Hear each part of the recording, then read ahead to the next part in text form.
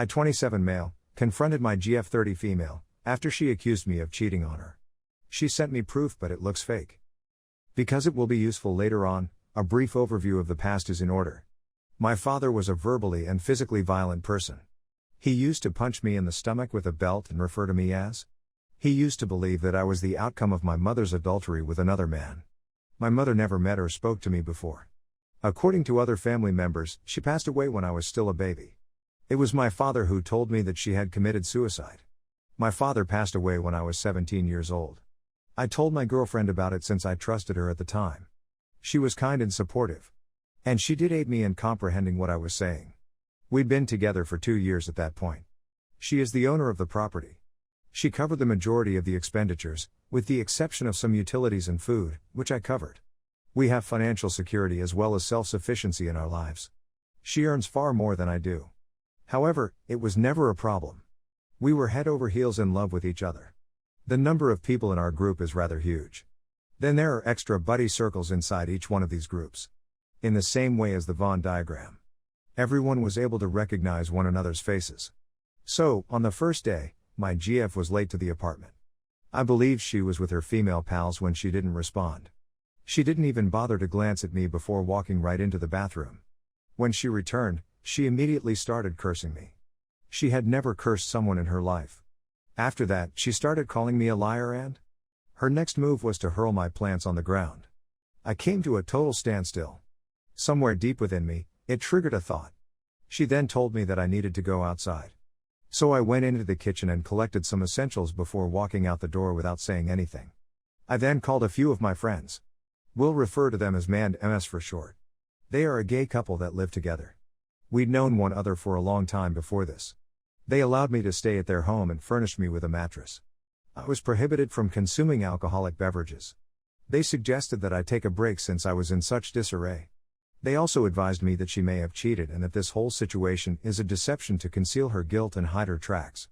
They then invited me to join them on a trip to their parents' house, which was located in a small hamlet. I accepted. I dialed my boss's phone number and asked for a leave of absence. That was something he consented to. After that, I went on Facebook. She informed me that she had ended her relationship with me and was now dating D. You contacted me and accused me of cheating on her with another man. I had reached the end of my rope at this point, so I deleted my Facebook account. It's evolved into a little amount of movement. Because some of the girls started to tell their own experiences, the group grew in size. Someone on Reddit advised me to at least get evidence from her. So I approached her and inquired. She showed me Tinder convos in which I seemed to be flirting with one of her pals. And she emailed me a snapshot of herself with love bites. After I and Man compared them, the convos seemed to be fabricated. I was furious that she had done all of this without even verifying them. So I shared them on Facebook and chastised her. Some individuals sided with me. She felt enraged once again. I threw my belongings in her home and posted them as well. This had now devolved into childishness. My pals agreed since they were behaving like teenagers and chatting with them would not fix the problem. So I simply handed them my phone and instructed them to give it back to me when they returned from their vacation. At that time, I was content. I felt like I was dodging a bullet. What occurred on Facebook? My pals serve as my guardian angels. They report them for cyberbullying or harassment once I give them my phone. They conversed with others. I created a few blogs and videos. At first, people didn't take my side since I didn't say anything. People stood up for themselves. My GF buddy group then began calling me since I was living with them. Because it was homophobic, almost everyone stopped paying attention to them. Update: we departed the following day for their parents' place. It is located in a neighboring little community. It was fun, and it helped me forget about everything. We stayed for 2 days. Their family is really supportive. I received preferential treatment since they mistook me for their third partner. That's sort of wholesome. We left their home and informed me about some intriguing events that had occurred in town. They advised me to consider things over thoroughly before making any judgments.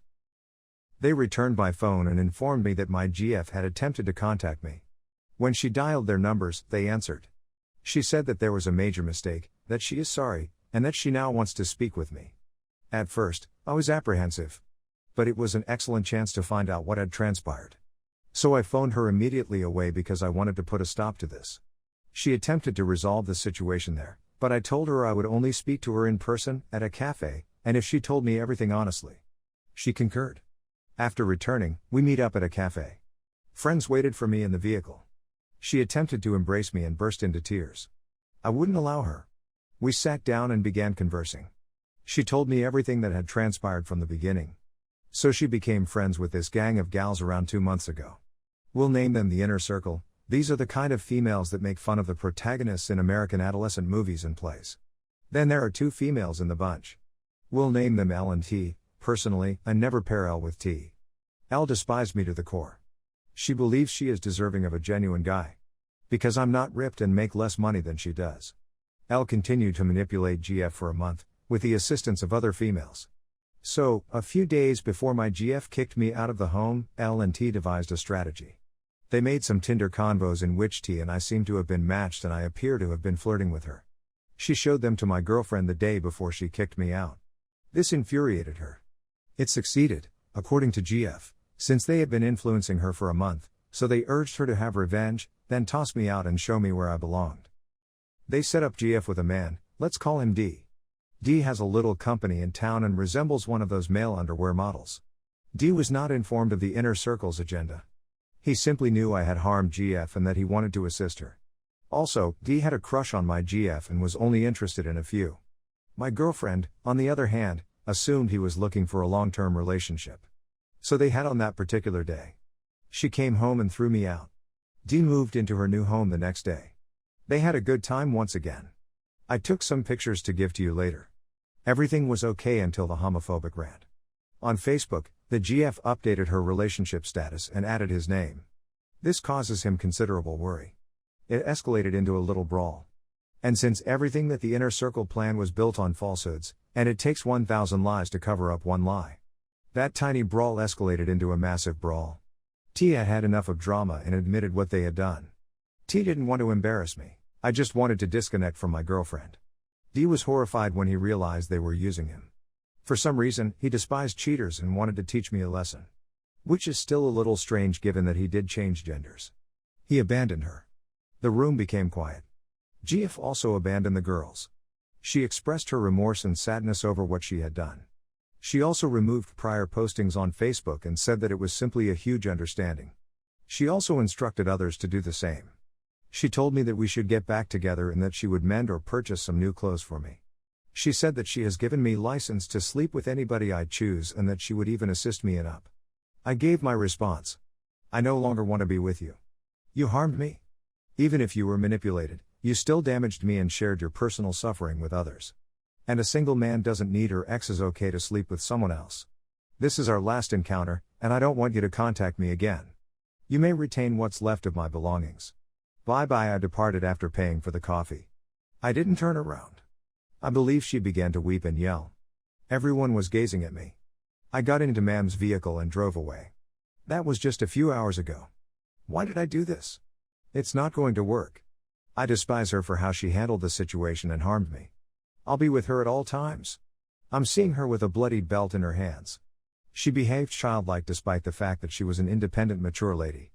There are a lot of red flags here. Instead of living with someone who has injured you, I will stay alone for the rest of my life. What was I to blame? I didn't speak out for myself. I should have done it on the first day. Even if the devil himself is there in front of you, you have stood up for yourself. But not anymore. I'm going to work on myself right now. I'm still in my early 20s. In the future, I will find someone. So, what will I do? I'm going to speak with the management and request that I will be transferred to another city. A fresh start will be fantastic.